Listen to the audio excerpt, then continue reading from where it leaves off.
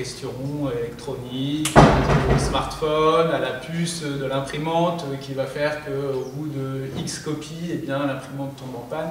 Donc c'est questions techniques souvent sur ce type d'objet.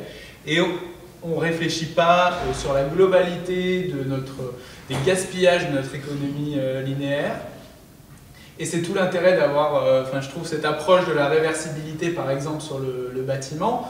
C'est-à-dire, voilà, c'est de l'obsolescence programmée quand on conçoit un produit pour qu'il ne puisse pas facilement être réparé, pour qu'il ne soit pas réversible. Donc, ces types d'obsolescence doivent être pris en compte aujourd'hui. En France, il faut savoir qu'on a une loi, c'est aussi pour ça que notre association s'est créée, qui a créé un délit d'obsolescence programmée depuis 2015. Et qui définit l'obsolescence programmée comme l'ensemble des techniques qui visent à raccourcir la durée de vie d'un produit pour en augmenter le renouvellement. Et là, on est quand même sur ce type, donc ces types de techniques. Ça peut être technique, évidemment, mais ça peut être les logiciels. Donc vous voyez tous les objets connectés, tous les smartphones qui, en fait, ils marchent encore, mais c'est juste que c'est tellement plus lent à force avec les mises à jour qu'au bout d'un moment, on est poussé à avoir un nouvel outil. Sur le logiciel, donc, et puis même au niveau de l'esthétique.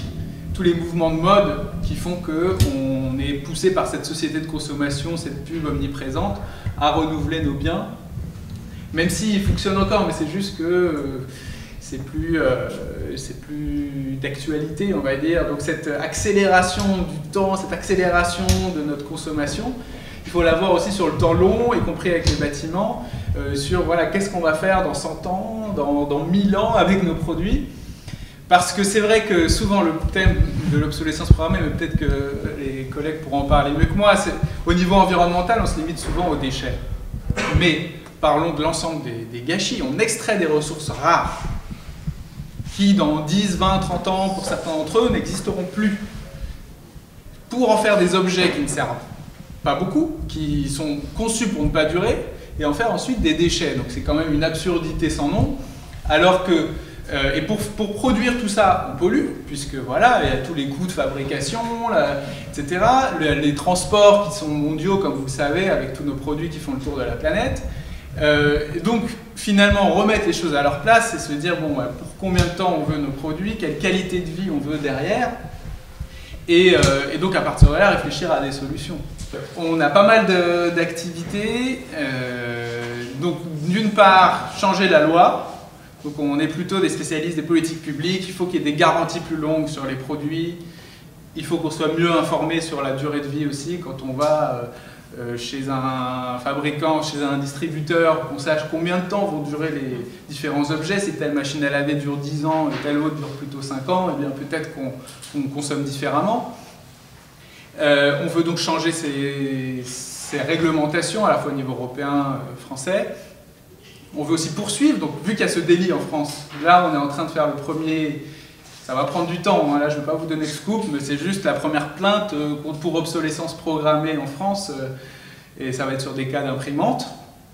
Bon, on va voir si on arrive à gagner ou pas, parce qu'on est des petits poussés clairement par rapport aux tonnes d'avocats probablement que les multinationales auront, mais après tout le droit est plutôt de notre côté.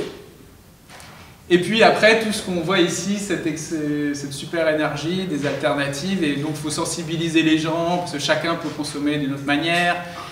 Les entreprises, eh bien, peut-être qu'au lieu de voir à 2-3 ans, elles peuvent voir à 10 ans, et voir que leur modèle économique, il peut être plus circulaire, qu'il peut être plus sur de l'usage.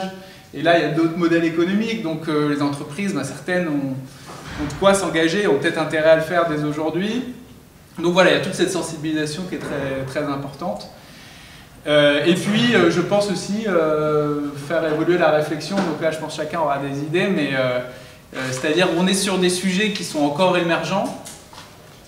Et là, on a écrit un ouvrage avec la cofondatrice de l'association, Laetitia Vasseur, qui s'appelle du jetable durable, qui est paru en début d'année. Qui est là-bas, enfin bref, et qui décrit ça, mais au fond, on a besoin d'avoir plus d'experts engagés, plus de démonstration que ce modèle-là, il est obsolète en fait. L'obsolescence programmée, c'est ça qui est obsolète. Et donc, faut le montrer au niveau académique, au niveau économique dans les entreprises. Et donc, que l'ensemble de ces énergies, elles aillent dans le sens de la durabilité, et pas seulement le petit greenwashing qu'on voit souvent. Mais en France, on a réussi à dire que ce sera obligatoire l'affichage de la durée de disponibilité des pièces détachées. Très bien, on a tous applaudi, on a fait évoluer la loi dans ce sens.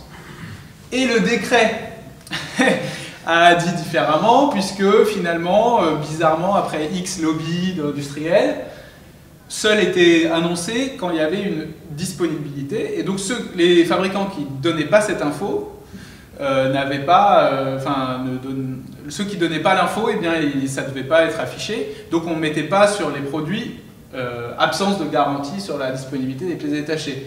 Donc finalement, la plupart des fabricants n'ont pas donné l'info, et donc il n'y a quasiment personne qui a mis cette info. Donc là, on a vu que parfois, il faut aller jusqu'au fond des décrets, etc. Là, on fait un recours au Conseil d'État français pour dire ce décret est illégal, il faut le changer.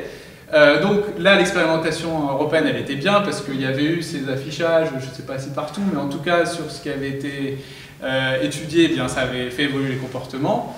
Et là, il faut juste que ça s'étende dans tous nos magasins où on va acheter nos produits électroménagers notamment, qu'on ait cette info, au minimum. Après, il y a un débat sur est-ce qu'il faut avoir juste cette information ou aussi une durée de garantie plus élevée. Ça, c'est peut-être un autre débat. Je pense que l'un n'empêche pas l'autre, en tout cas.